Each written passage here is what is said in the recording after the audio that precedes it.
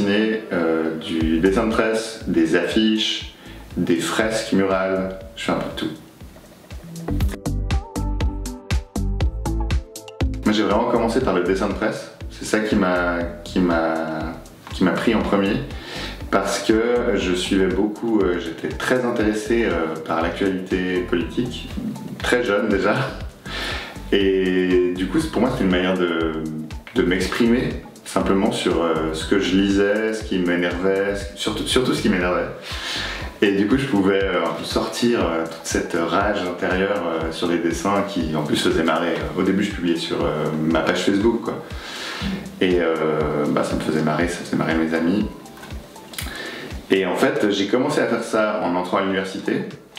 Et j'ai continué à dessiner de plus en plus pendant mes études, et en sortant de l'université j'avais assez de travail d'illustration pour faire que ça. Donc je me suis lancé à plein temps.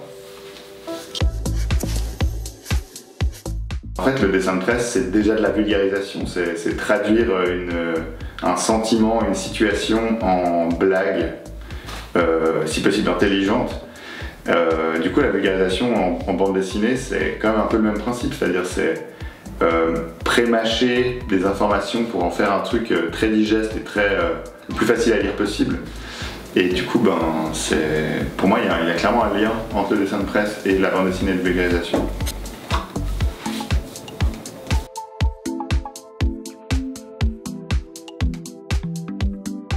Moi, j'aime bien faire des BD un peu semi-réalistes. C'est-à-dire qu'il y a un peu de la téléportation, quoi. Enfin, en fait, ils passent d'un endroit à l'autre et c'est pas important parce que c'est le récit qui est suivi. Et donc, en fait, ça veut dire que j'ai regardé des photos des mines, des gigantesques mines, pour trouver les métaux rares dont on a besoin pour faire du numérique et de l'intelligence artificielle. Et ça, évidemment, c'est inspirant pour montrer à quoi ça ressemble, en fait, même juste la taille des machines, c'est de la folie, quoi. Donc ça m'a clairement inspiré. Et sinon au niveau des lieux, honnêtement, il n'y a pas beaucoup de lieux spécifiques, si ce n'est les centres de données, les data centers qui sont des grands hangars à ordinateurs quoi. Et donc c'est vrai qu'au niveau visuel, des fois c'était assez compliqué d'illustrer tout ça parce qu'en fait c'est assez...